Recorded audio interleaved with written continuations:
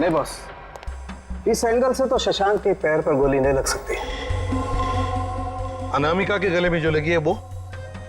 बस इस स्टेज की हाइट है लगभग 4 फीट, और अगर दीना ने यहां से गोली चलाई तो ये 4 फीट, 4 और 4 8 फीट। लेकिन अनामिका के गले पर जो गोली लगी है उसका एंगल हमें बताता है कि गोली लगी होगी कम से कम 15 से 20 फीट की ऊंचाई पर, तो शायद वहां से।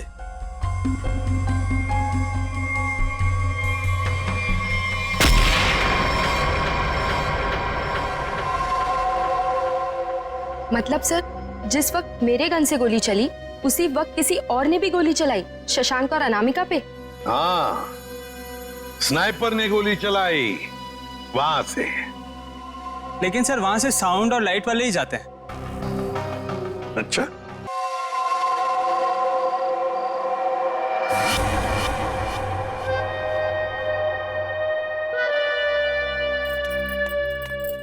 ये लीजिए मैम साहब। मीतू, लॉकर की चाबी लाना। जाने से पहले मुझे कुछ जरूरी चीज निकालनी है।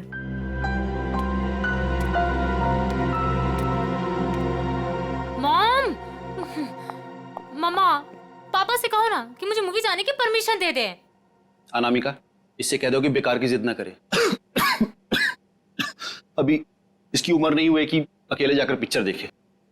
पापा, मैं 18 कंप्लीट कर चुकी हूँ और मुझे पता है कि क्या अच्छा और क्या बुरा है।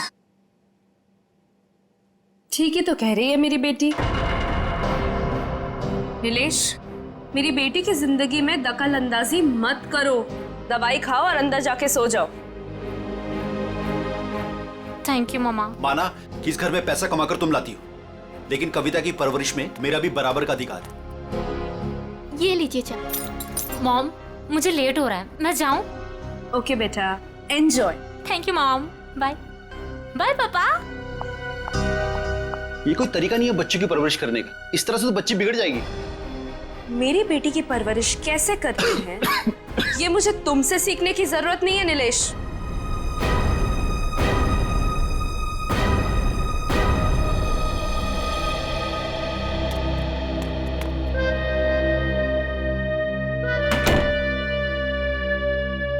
साहब तो अपने कमरे में चले गए, पर मैं चुप बैठने वालों में से नहीं हूँ। मेम साहब, आज तक मैंने जो कुछ भी काम किया है पूरी ईमानदारी से किया है। अच्छा है, आगे भी ईमानदारी से करती रहो। इसी में तुम्हारी भलाई है। मैं आखिरी बार पूछ रही हूँ, आपका जवाब हाँ है या नहीं? तुमने जब मुझसे पहले भी पूछा था, मैंने तुम्हें ना कहा था। अब बार बार पूछ के तुम मेरा वक्त क्यों बर्बाद कर रही हो? अगर आपका फैसला ना है तो इसके आगे मैं जो कुछ भी करूंगी उसके जिम्मेदार सिर्फ आप रहोगे। मीतू, बचपन से लेके आज तक मैंने जो भी किया है उन सब की जिम्मेदारी मैंने खुद ली है। मेम साहब, वो लोग आ गए? जी नीचे गाड़ी में आपका इंतजार कर रहे हैं। अच्छा, अंदर आओ। ये क्या हो गया मेम साहब? कविता फिल्म देखने गई है और नीलेश अपने कमरे में आराम कर रहे हैं। मेरे वापस आने से पहले इस लाश को ठिकाने लगा देना, समझ गए ना? जी मेम साहब।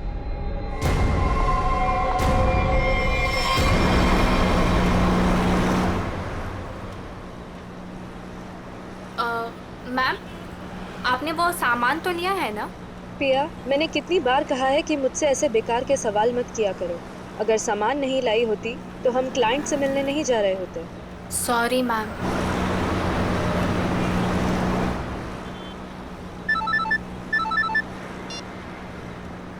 हेलो, क्या? पर क्यों? ओके ओके, ठीक है ठीक है। क्या हुआ? मैम, वो क्लाइंट के पीए का फोन था। कह रहा था कि प्लान में थोड़ा बदलाव है। कैसा बदलाव? अब हम पार्टी में नहीं जा रहे। 5 सिग्नल के पास हमें एक आदमी मिलेगा और अब वही बताएगा कि वहाँ से हमें जाना कहाँ है। और साथ में उसने ये भी बोला है कि गाड़ी के अंदर की लाइट्स को ऑन रखना ताकि वो हमें आसानी से पहचान सके। बहुत अजीब बात है यार, आखिरी मिनट पे ऐसा बदलाव क्यों? कहीं ये बदलाव क्लाइंट की कोई साजिश तो नहीं? मैम 5 सिग्नल तो आ गया है।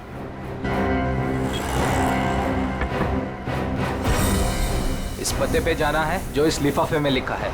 पर एनवेलप खोलो, देखो क्या लिखा है। मैम इसमें तो टाइगर क्लब में होने वाली प्ले जिसका नाम बीवी का बदला है उसी के 3 पासेस दिए हैं उसने। Tiger club? पर हम प्ले के दौरान डीलिंग कैसे करेंगे? ये तो वहीं जाके पता चलेगा।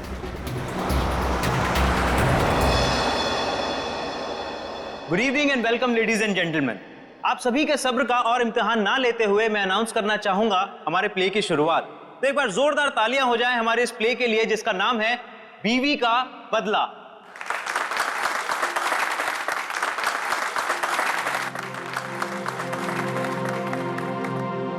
मैं उसे डॉक्टर के पास ले जाने के बहाने घर से बाहर लेकर आऊंगा।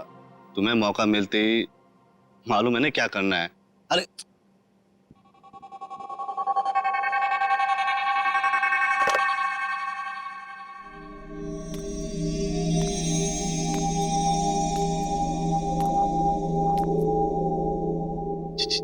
कुछ बोल क्यों नहीं रही? डायलॉग क्यों नहीं बोल रही? इसका डायलॉग था ना। दीना, ओ दीना, डायलॉग बोल। डायलॉग बोल। दीना, दीना डायलॉग बोल। मैं यहाँ क्या कर रही हूँ और तुम यहाँ अकेले क्यों खड़े हो?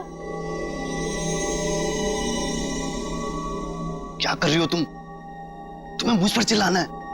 ड्रॉर से गन निकालो और मुझे धमकी दो क्योंकि मैंने तुम पर हाथ उठाया। तुमने मुझ पर हाथ उठाया? हाँ? मुझे नहीं पता। अब मैं तुम्हें दिखाती हूँ। कहाँ है ड्रॉर?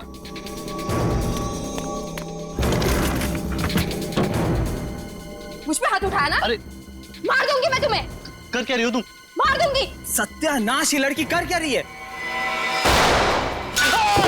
अरे ये असली बंदूक है। अरे रोको इसे, कोई पागल हो क्या? अरे लग जाएगी, रुको रुको। नहीं, अरे इसे रोको। मुझ पे हाथ उठाते हो? अरे रोको इसे। और क्या हाथ उठाते हो तुम? मार दूंगी मैं तुम्हें। रोको इसे, कोई मार दूंगी। रोक।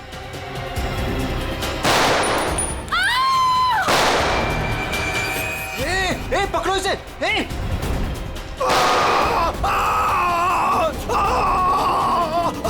रोको इसे, कोई। अरे कोई पकड़ो इसे। अरे पागल हो तुम? मैम,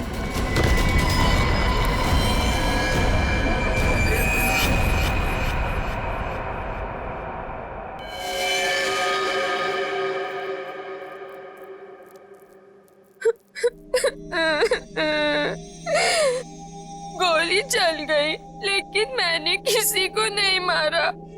मुझे नहीं पता ये सब कैसे हो गया।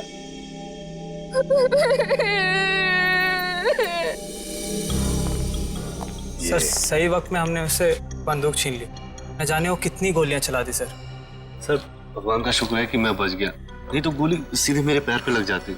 शशांक के पैर में लगी ना? हाँ जी। हाँ। यस सर, और उसे हमने हॉस्पिटल भिजवा दिया है। मैंने कुछ नहीं किया। तुम सब लोग बहुत गंदे हो, सब के सब झूठे हो।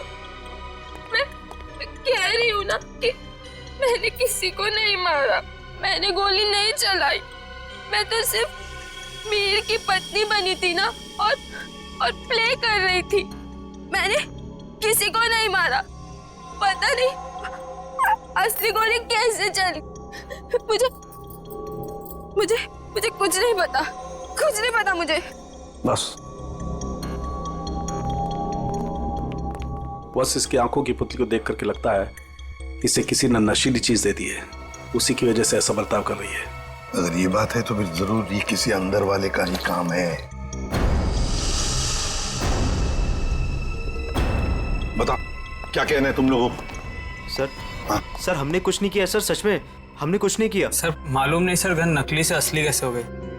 अपने आप तो नहीं हो जाएगी ना नकली से असली, किसी ने तो किया होगा। सर हमें नहीं पता। एक मिनट, कब से ऐसे बर्ताव कर रही है ये? सर जब से स्टेज पे आई है सर तब से। हाँ सर, वो मेकअप रूम में बिल्कुल ठीक थी सर। क्या मेकअप रूम में बिल्कुल ठीक थी? पूर्वी, इसके मेकअप रूम में जाओ और अच्छी तरह से चेक करो। सनम की तू भी जाया, देख कुछ मिलता है क्या। ठीक। नशीली चीज होगी तो इन्हीं में से किसी में होगी। ये जूस, सैंडविच, खाने का डब्बा, टिश्यू पेपर। टीना इस कमरे में अकेली थी या कोई और भी था उसके साथ? जी वो अकेली थी।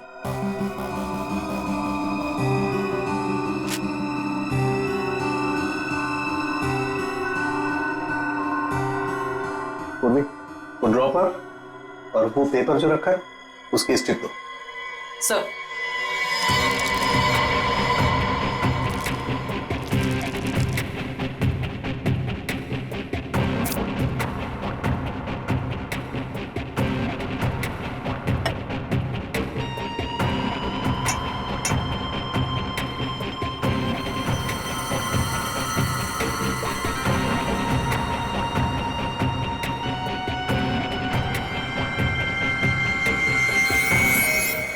No sir, Anamika madam Tina को नहीं जानती थी। और ये बाकी के लोग उनको जानती थी? हाँ सर, इन सबको वो बहुत अच्छे से जानती थी। आखिर इस क्लब की वो वाइस प्रेसिडेंट जो थी। बॉस, सोर्स का पता चल गया है। नशा मौसमी के जूस में दिया गया था। क्यों? किसने दिया था ये जूस दीना को? सर दीना हमेशा अपना जूस और टिफिन घर से लेकर आती थी, इसलिए वो बाहर का कुछ भी नहीं खाती थी। मतलब किसी ने चुपके से इसके जूस में नशा मिला दिया और वो गन भी बदल दी। सर ये जरूर किसी बाहर के आदमी का हाथ है, क्योंकि सर अंदर का आदमी ऐसा नहीं कर सकता। बाहर का आदमी इतनी आसानी से मेकअप रूम तक नहीं पहुंच सकता। सिक्योरिटी वाले खड़े हैं, सीसीटीवी कैमरा लगा हुआ है। अभिजीत, ये काम किसी अंदर वाले का ही है। ये नहीं हो सकता सर, ये नहीं हो सकता। अनामिका, तू मुझे छोड़ के नहीं जा सकती। अनामिका, तू मुझे छोड़ के नहीं जा सकती। आप प्लीज संभालिए अपने आप को। शांत हो जाइए। उसे निकाल नहीं सकी। बुलाओ स्मितू को। कहाँ है वो? सर वो तो नहीं है, मैम साहब गई तो बाहर चली गई वो। क्या? अनामिका के जाने के बाद वो चली गई? तो आप लोगों ने किसी ने पूछा नहीं उसे? सर मुझे तो कुछ भी मालूम नहीं है, अभी रुपेश से पता चला। रुपेश? क्या मैं अपनी बेटी को खबर कर सकता हूँ सर? वो अपने दोस्तों के साथ फिल्म देखने गई है। फोन पर मत बताइए उसे, बच्ची है, घबरा जाएगी। उसे घर पर बुला लो, फिर शांति से बता दो।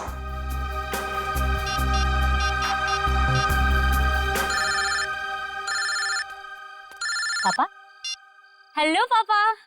हाय। अभी तक आप सोए नहीं? हेलो कविता, कहाँ हो तुम? मैं सिनेमा हॉल के पार्किंग में। अच्छा मेरी बात सुनो, मेरी बहुत तबीयत खराब हो रही है, तुम प्लीज जल्दी से घर आ जाओ। क्या तबीयत खराब है? क्या हुआ? और मम्मा कहाँ है? मम्मा अभी तक घर नहीं आई है बेटा, तुम जल्दी से घर आ जाओ, मुझे दवाई भी लेनी है। हाँ पापा, बस 15 मिनट में पहुंची। ठीक है बेटा, लेकिन मेरी बात सुनो कविता, गाड़ी आराम से चलाना बेटा। जी पापा, आप चिंता मत कीजिए। कविता, कविता, क्या हुआ? कविता, तुम ठीक तो हो कविता?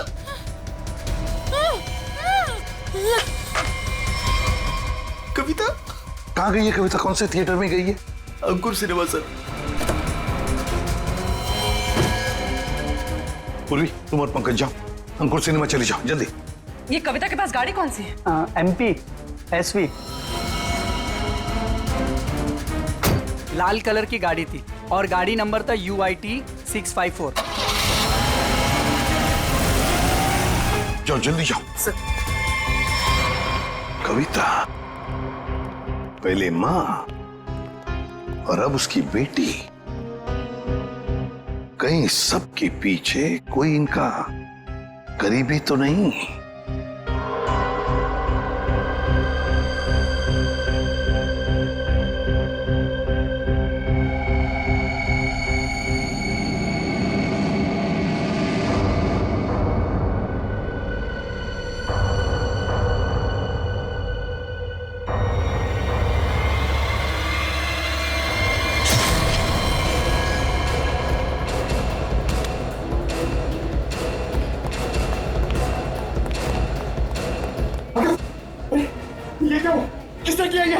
देखिए, मैं शशांक को यहाँ चेक करने आया तो नर्स मर चुकी थी और पेशेंट गायब था। कहाँ ढूंढा नहीं उसको? सर ढूंढा, हर जगह चेक किया मैंने। एसपी सर को क्या बोलूंगा? देखो नीलेश, ये जो भी है, अगर वो तुम्हारी बेटी कविता को कुछ नुकसान पहुंचाना चाहता था तो वहीं पे पार्किंग लॉट में कुछ कर देता ना, उसे दूर नहीं ले जाता। इसीलिए कहता हूँ फिक्र मत करो। हा? Sir Shashank sir. क्या हुआ शशांक को? और तुम तो पूर्वी के साथ पार्किंग लॉट में गए थे। नहीं सर, हाँ सर, मगर वो हॉस्पिटल से फोन आया था सर कि शशांक को कोई ले गया सर। शशांक को कोई ले गया? कैसे? सर वो नर्स पे हमला करके और सर वो फायर एग्जिट से निकल के सर। पहले कविता गायब हुई, फिर शशांक और ये कहिए पिया तो हॉस्पिटल पहुंचे नहीं सर, उसको तो रास्ते से किसी ने उठा लिया। एक एक करके अनामिका के नजदीक के लोग गायब होते जा रहे हैं। बड़ा चक्कर है, कुछ बहुत ही बड़ा चक्कर। पर क्या? इसलिए किसी एक आदमी का काम नहीं लगता, उसके साथ पूरी की पूरी गैंग है। शायद किडनैपर का फोन होगा। नीलेश, फोन उठाओ और स्पीकर फोन ऑन करो। Hello hello. बीवी की मौत का गम मना रहे हो नीलेश, या फिर बेटी की मौत की चिंता सता रही है? कौन हो तुम? क्या चाहिए?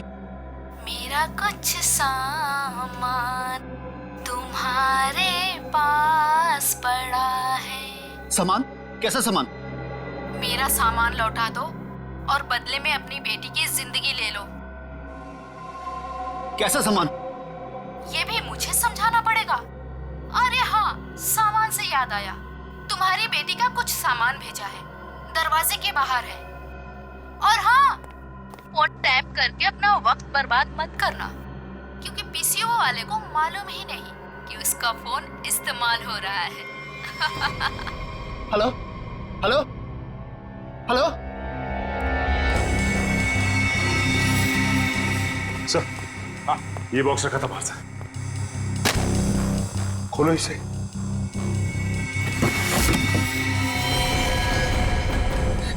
ये काम तो कविता का है सर।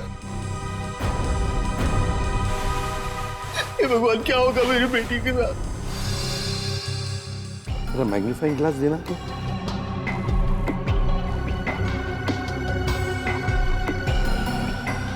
ये देखो, ये रुई जैसे कुछ दिखता है ना? रुई मतलब किसी रुई की फैक्ट्री में रखा गया उसे? फ्रेडी, ये तो हम इस वक्त कुछ नहीं कह सकते। वैसे नीलेश, एक बात बताओ, ये औरत जिसने अभी फोन किया था, कहीं वो मीतू तो नहीं? मीतू की आवाज नहीं थी सर, और किसकी आवाज थी मुझे नहीं मालूम सर। अच्छा, ये किस सामान के बारे में बात कर रही थी? मुझे नहीं मालूम सर किस सामान की बात कर रही थी। आखिर कोई सामान मेरी बेटी की जान से कीमती थोड़ी ना। नहीं, कुछ तो होगा ना। एक बात बताओ, ये अनामिका जब घर से गई बाहर, तब उसके हाथ में कुछ सामान था? मुझे नहीं मालूम सर, मैं तो अपने कमरे में सोने चला गया था। मेम साहब तो खाली हाथ निकली थी, उनके पास उनका हैंडबैग के अलावा कुछ नहीं था साहब। हैंडबैग था? कैसा हैंडबैग? नीले रंग का हैंडबैग था सर। नीले रंग का हैंडबैग? मगर ऐसा हैंडबैग तो हमें उस ऑडिटोरियम में मिला तो नहीं। और सर, अनामिका की गाड़ी में भी ऐसा कोई हैंडबैग नहीं मिला। सचिन, जरूर वो हैंडबैग गायब किया गया है। जरूर उस हैंडबैग में कोई राज छुपा है। सर, इस केस में कुल मिलाकर 4 गोलियां हैं जिसके नतीजे पे हमें पहुंचना है।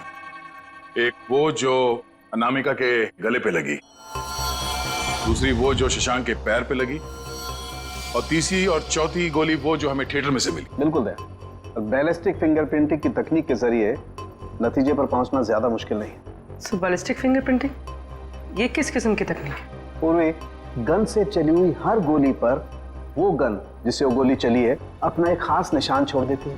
हाँ सर। तो हम इस विज्ञान के जरिए उस गोली पर जो निशान है उसे उस गन से मैच करके देखते हैं जिस गन से वो गोली चली है। ये गोली उस खास गन से चली है या नहीं चली। तो अब हम ये पता लगाएंगे कि इन सारी गोलियों में से कितनी गोलियां दीना के गन से चली है। यस सर, 3 गोलियों को दीना के गन से मैच करके देखो। एक वो जो शशांक की टांग पर लगी और 2 वो गोलियां जो थिएटर हॉल में मिली। मतलब अनामिका वाली गोली को मैच करके नहीं देखेंगे दीना के गन से? नहीं। वो क्यों सर? वो इसलिए क्योंकि अनामिका की मौत ये 7.62 mm गोली से हुई है। ये गोली स्नाइपर राइफल से चली और ये 3 गोलियां साधारण गन से चली। 8 mm की गोली है।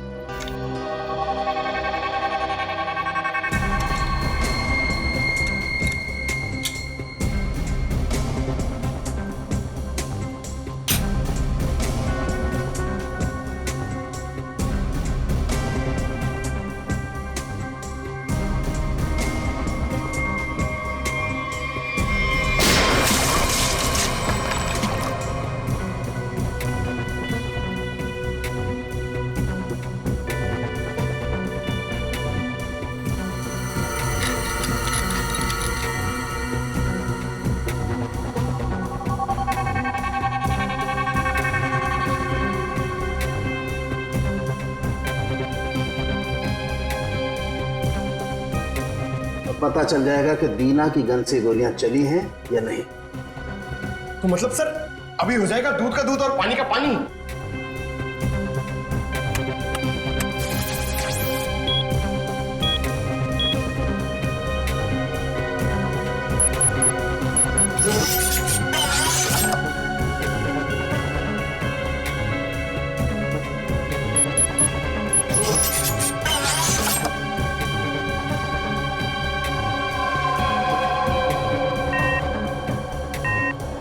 नहीं बॉस, शशांक की टांग में जो गोली लगी है वो दीना की गन से नहीं चली।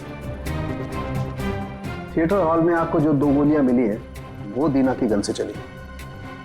मतलब दया, ऑडिटोरियम में 3 गन्स थी, जिसमें से एक स्नाइपर राइफल जिसकी गोली से अनामिका की मौत हो गई। फिर दीना की गन में से 2 गोलियां चली और तीसरी गन से जिसमें से वो चौथी गोली चली वो सीधी शशांक के पैर में घुसी। बॉस, शशांक को जो गोली लगी है वो काफी नजदीक से चलाई गई। सर ये कैसे पता चला? पूर्वी जिस तरह से ये पता चला कि अनामिका को जो गोली लगी है वो काफी दूर से और ऊंचाई से लगी। और सर ये अनामिका की बात आपको कैसे पता चली? मैं बताता हूँ कैसे पता चली।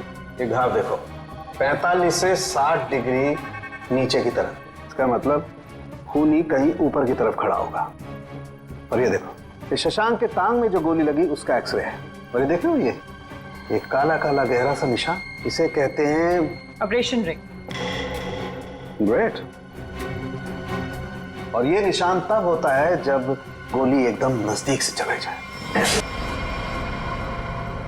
मतलब सर जिस किसी ने भी शशांक पे गोली चलाई वो वहां ऑडियंस के बीच बैठ के पूरा तमाशा देख रहा था। दीना को उसने ड्रग्स दिया और जरूर किसी कॉन्ट्रैक्ट किलर को पैसे दिए होंगे अनामिका को मारने के लिए। लगता तो ऐसे ही है। और एक बात, इस अनामिका का सामान जिसके पीछे एक किडनैपर पड़ा है, लगता है इस सामान का जरूर इसके पुराने बिजनेस से संबंध है। अनामिका के 2 बिजनेस तो बीच में ठप हो गए थे सर। किस वजह से? सर मुझे तो शर्म आती है कहते हुए, धोखाधड़ी और गैर कानूनी सप्लाईज के कारण। मेरी बीवी कोई दूध की धुली नहीं थी साहब। कब की बात है ये? 2009। कहां पर? दिल्ली में। पता लगाना पड़ेगा। पूर्वी काम करो, इस अनामिका के पुराने बिजनेस के बारे में पूरे के पूरे डिटेल्स निकालो। और फ्रेडी, इस मितू, पिया और कविता, इन तीनों के फोन ट्रेस करो, देखो कहां पर है। और सड़ंखे साथ चल तो हमारे इस ऑडिटोरियम में जाकर पूरा का पूरा सीन रिक्रिएट करते हैं। सब बंद दरवाजे खुल जाएंगे।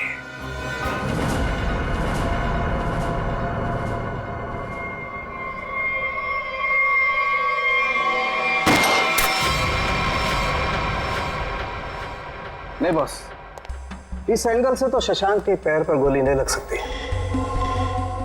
अनामिका के गले में जो लगी है वो? बस इस स्टेज की हाइट है लगभग 4 फीट।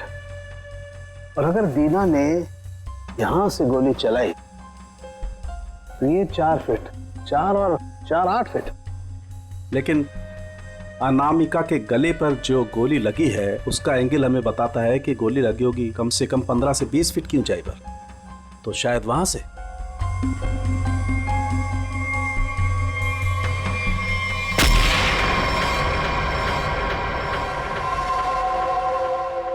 मतलब सर जिस वक्त मेरे गन से गोली चली उसी वक्त किसी और ने भी गोली चलाई, शशांक और अनामिका पे। हाँ, स्नाइपर ने गोली चलाई वहां से। लेकिन सर वहां से साउंड और लाइट वाले ही जाते हैं। अच्छा, तो फिर उन्हीं में से कोई है जो खूनी से मिला है? नहीं सर, ऐसा नहीं हो सकता। क्यों? वो इसलिए सर क्योंकि प्ले के दौरान ऊपर कोई था ही नहीं। प्ले से 2 दिन पहले ऊपर का सारा काम खत्म हो चुका था। तो कोई तो है जो चोरी छुपे घुसा है वहां पर, समझे? बुलाओ वॉचमैन को। हाँ सर, अभी बुलाता हूं। सर, एक बात समझ में नहीं आ रही है। अगर शशांक अकेला बैठ के प्ले देख रहा था तो फिर उसके पैर पे इतने नजदीक से गोली किसने चलाई? हाँ सर, हमें कोई दूसरी गन भी नहीं मिली इस थिएटर में। सर, कहीं शशांक ने खुद ही अपने पैर पे तो गोली नहीं मार ली? जरा धीरज रखो तुम लोग, धीरज रखो, सब पता चल जाएगा। सर, ये है मुन्ना, हमारा वॉचमैन। हाँ मुन्ना, बात बताओ, नाटक के दौरान या फिर ठीक उससे पहले यहाँ पर स्टेज पर कोई आया था, ऊपर चढ़ा था? साहब, लाइट और साउंड का काम तो पहले ही खत्म हो जाता है प्ले से पहले। मगर मगर मगर क्या? मीर साहब दिन में आए थे। मीर? नहीं सर। मैंने उनसे पूछा, आप एक्टर हैं, आप ऊपर जाके क्या करेंगे? तो उल्टा मुझे डांटने लगे।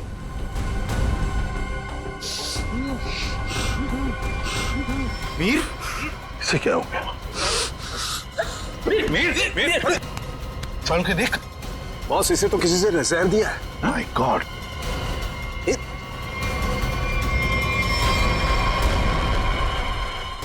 मीर?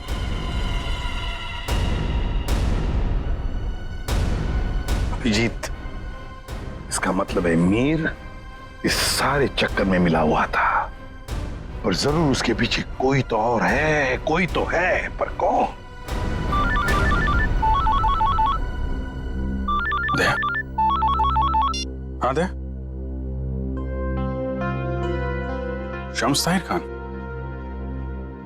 अनामिका की मौत के बारे में बताना चाहते हैं कुछ? ओके। हेलो सीआईडी टीम, इस इन्वेस्टिगेशन में आपकी मदद करके मुझे बेहद खुशी हो रही। आई होप कि जल्द ही सारे क्रिमिनल जेल में होंगे। हेलो। कविता किडनैपिंग केस में कोई अपडेट? कोशिश जारी है। क्या इसके तार भी कहीं अनामिका के रहस्यमय तरीके से तो नहीं जुड़े? इसलिए आपसे कुछ जानकारी चाहिए थी अनामिका कुमार के बारे में। मिसेस अनामिका कुमार, बैकग्राउंड का ज्यादा तो पता नहीं, पर माँ बाप की 1999 में मौत हो गई। 2003 में वो अपनी 3 फर्जी कंपनियों की वजह से सुर्खियों में आई, लेकिन उसके खिलाफ कुछ भी साबित नहीं हुआ।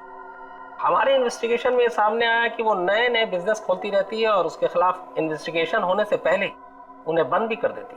सर, लगता है इसने अपना सारा दिमाग 420 के बिजनेस में लगा रखा था। पर हैरानी की बात यह है कि ये पहले कभी पकड़ी कैसे नहीं गई? अच्छा, आपको कोई खास बात पता चली है अपने इन्वेस्टिगेशन के दौरान? हाँ, लेकिन 2 चीजें सामने आई। वो ऑफिस खरीदती है, उनको रेनोवेट करवाती है, और 2006 और 2009 में उसके ऑफिस के सर्च के बाद ये सामने आया कि वहां पर सीक्रेट कंपार्टमेंट है, लेकिन उनकी जांच के बाद कोई सुराग नहीं मिला। जरूर कोई ऐसा काम जो दुनिया की नजर से दूर पर्दे के पीछे चल रहा हो। फिर तो सर अनामिका के अभी वाले ऑफिस में इस तरह के कई खुफिया कमरे मिलेंगे। हो सकता है। मुझे उम्मीद है कि इससे मासूम कविता की जान बच जाएगी। वैसे मेरे पास बाकी जितनी भी फाइलें हैं मैं बहुत जल्द आपके पास भिजवाता हूँ। Please, thank you so much. You are welcome. आज तक की टीम को इस केस में आपकी मदद करके खुशी हुई। उम्मीद करते हैं कि आपके इस जानकारी से हम जल्द से जल्द कविता तक पहुंच जाए। All the best. Thank you so much.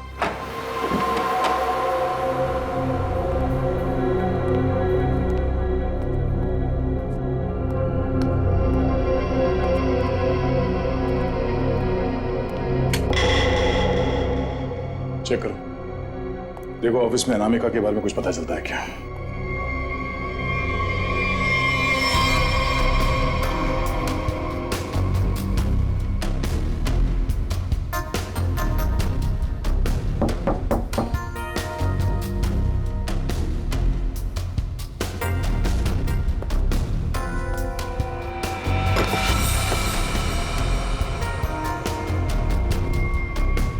ये क्या है? जरा हटाओ इसे।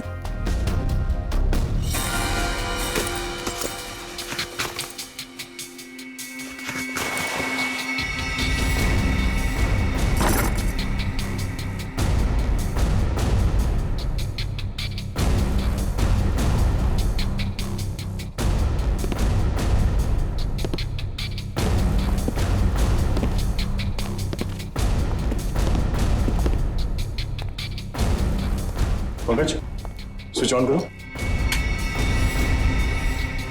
सर इतने सारे बॉक्सेस, खोलो सबको।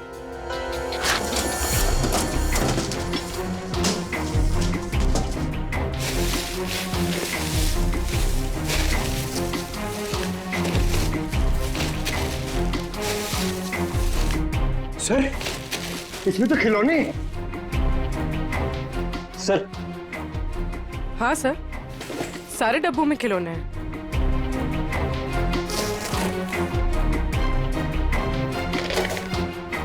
ये क्या चक्कर है? ये दोनों खिलौने एक जैसे हैं, पर ये हल्का है और ये भारी है।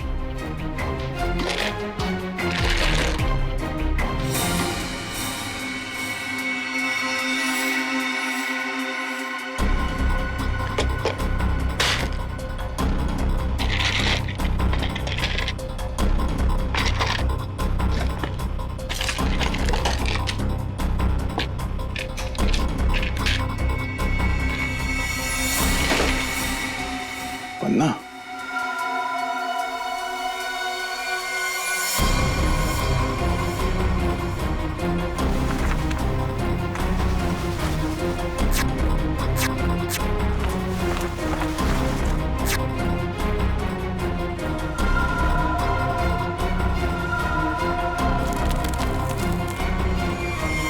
तो ये देखिए, बाकी खिलौने में भी ऐसी कीमती पत्थर है। ओह, तो इन खिलौनों का असली खेल ये कीमती पत्थर है। अब समझ में आया। कविता का किडनैपर किस सामान की बात कर रहा था।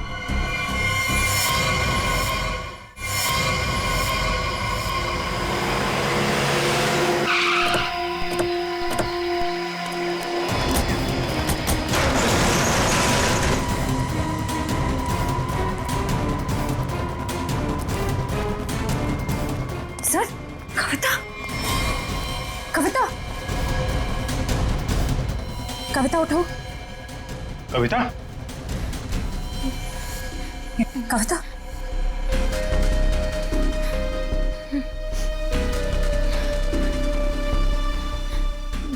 दीदी, ये लोग मुझसे कुछ सामान मांग रहे थे। मुझे बचा लीजिए मैम, मैं मरना नहीं चाहती मैम, मुझे बचा लीजिए। कुछ नहीं होगा, कुछ नहीं होगा। कविता, कविता, कौन है माँ? इसका ख्याल रखो। कौन है? कौन है तुम लोग? क्या साहब, इनको नहीं जानते? चमन चंद्रू, एंटीक चोरों की दुनिया के सबसे बड़े खिलाड़ी। चमन चंद्रू? सर इसका नाम तो अनामिका के बिजनेस पार्टनर्स की लिस्ट में भी था, जो शम्स ताहिर ने हमें दी थी। तो उस रात अनामिका तुमसे बिजनेस डील करने निकली थी घर से। मेरा टाइम, मेरा वक्त बर्बाद मत करो। पैकेट निकालो, उस लड़की को लेकर के जाओ। पैकेट तो नहीं है हमारे पास। तुम लोग ऐसे नहीं मानोगे। पैकेट दो मेरा। इधर उधर क्या देख रहे हो? मेरा पैकेट दो।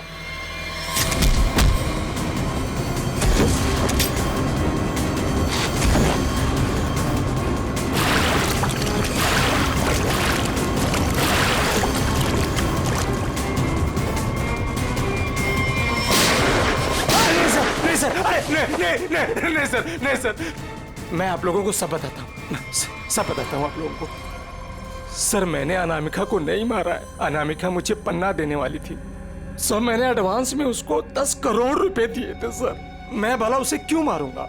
मेरा तो सर 10 करोड़ रुपए भी डूब गए। तो तुमने उसे उस थिएटर में नहीं बुलाया था प्ले देखने? सर मैं भला क्यों अपना अचानक प्लान चेंज करूंगा? पता नहीं वो अचानक कैसे रंगमंच पर आ गई अपनी मौत को दावत देने के लिए। सर मैं तो बर्बाद हो गया। लूट गया सर, मेरे 10 करोड़ चले गए। दया लगता है कोई तो है जो इस चमन से एमरल्ड हड़पना चाहता है। सर अनामिका के कोई करीबी हो सकता है जिसे इस डील के बारे में मालूमात थी। पिया, शशांक या मितू, नौकरानी मितू। सर सिर्फ ये मीतू के फोन की लोकेशन पता चल जाए। हेलो,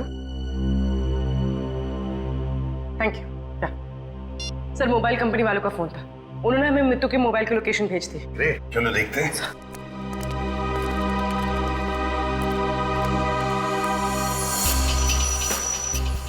हाँ, तो आखिरी बार मितू का फोन अनामिका के घर से बदोड़िया बस्ती की तरफ गया सर, और तब से वहीं पर है। 78 बदोड़िया बस्ती। पूर्वी चेक करो, देखो किसका एड्रेस यही है। सर ये तो अनामिका के ड्राइवर रुपेश का एड्रेस है। इस ड्राइवर की गाड़ी को ब्रेक लगाने का वक्त आ गया है सर।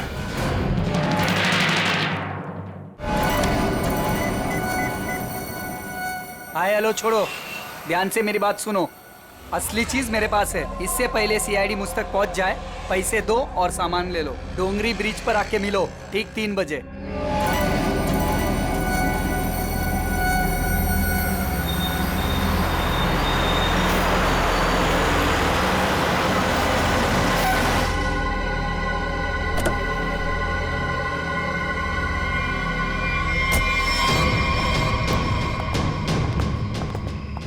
मुझे तो लगा तुम लोग नहीं आने वाले। अनामिका के सामने तो तेरी चूं तक नहीं निकलती थी, अब देखो चींटी के इतने पर निकल आए हैं कि असली पन्ने वहां से गायब करके नकली पन्ने वहां रख दिए। काम की बात करो, असली चीज चाहिए या नहीं? पहले हम कैसे मान लें कि तुम्हारे पास जो पन्ना है वो असली है? असली की पहचान दूर से हो जाती है। बिल्कुल सही कहा तुमने, असली की पहचान दूर से ही हो जाती है। जैसे असली पन्ना वैसे असली मुजरिम। और अब तुम्हें तोहफे में मिलेगी तुम्हारी मौत। लेकिन तुम कौन हो? शशांक की टीम की वो खिलाड़ी जिसे अनामिका भी नहीं जानती थी।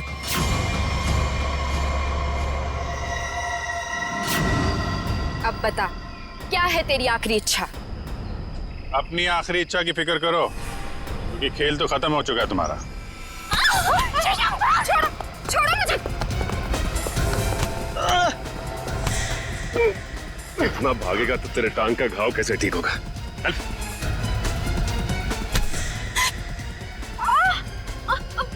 छोड़ो मुझे। कैसे छोड़ूं? अभी तो सिर्फ पर्दा उठा है, पूरा का पूरा नाटक देखना तो अभी बाकी है।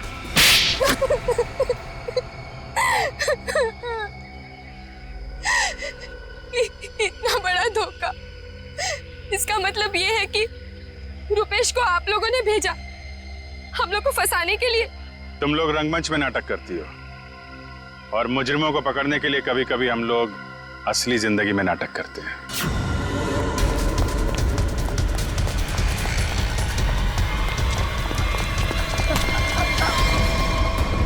कहाँ भाग रहा है? कहाँ भाग रहा है? मीतू कहाँ है? सब मीतू तो मर चुकी है। अनामिका मेम साहब ने उसे मार दिया था साहब, और मैंने तो बस उसकी लाश दफना दी थी। और लालच में आकर तुमने मीतू का फोन अपने पास रख लिया, क्यों? जी मेम साहब, इसके अलावा मैंने कुछ नहीं किया था। मुझे छोड़ दो। पहले ये बता, जो लोग इस जुर्म में शामिल है सबको जानता है? जी। उनको फोन कर, उनको बोल असली पन्ना तेरे पास है, और अनामिका के बैग में जो पन्ना है वो नकली है, समझा? इसका मतलब रुपेश के पास भी असली पन्ना नहीं था। हम लोग तो बेवजह बेवकूफ बनकर। लालच चीज ही ऐसी होती है, अच्छे खासे अकलमंदों के दिमाग पे पर्दा पड़ जाता है, फिर तुम लोग तो मुजरिम ठहरे। नहीं, मुजरिम मैं नहीं, ये दीना है। मेरी गर्लफ्रेंड को क्यों दोष देती हो? सारा का सारा प्लान इसी का था। तुम भी तो अपनी मर्जी से ही इस प्लान का हिस्सा बनी थी ना? हाँ सर, पूरा प्लान मेरा था, क्योंकि मैं अनामिका को नहीं देख सकती थी शशांक की मेहनत का मुनाफा लेते हुए। सारी मेहनत ये दोनों करते थे और सारा फायदा उस अनामिका को होता था। इसलिए अनामिका को मारने का प्लान तुमने बनाया। हाँ सर, और मैंने खुद ही अपने जूस में एक नशीला केमिकल मिलाया और गोली चलाने का ढोंग किया, ताकि आप लोगों को मुझ पे शक ना हो सके। प्लान बहुत अच्छा था, लेकिन फेल हो गया। नहीं होता फेल। अगर कविता किडनैप नहीं होती तो। ये बताओ कि मीर को क्यों मारा? मीर भी हमारे ही प्लान में शामिल था, लेकिन फिर उसकी नीयत खराब हो गई और हिस्सा मांगने लगा। मुझे धमकी देने लगा कि वो सीआईडी को आके सब कुछ बता देगा। इसलिए सर उसे भी ऊपर पहुंचाना पड़ा। लोगों को ऊपर पहुंचाने की बात तो ऐसे कर रही हो जैसे बच्चों का खेल हो। इंसानी जिंदगी की कीमत का एहसास अभी नहीं है तुम्हें, लेकिन जैसे जैसे फांसी का दिन नजदीक आएगा ना, पता चलेगा जीवन कितना कीमती होता है।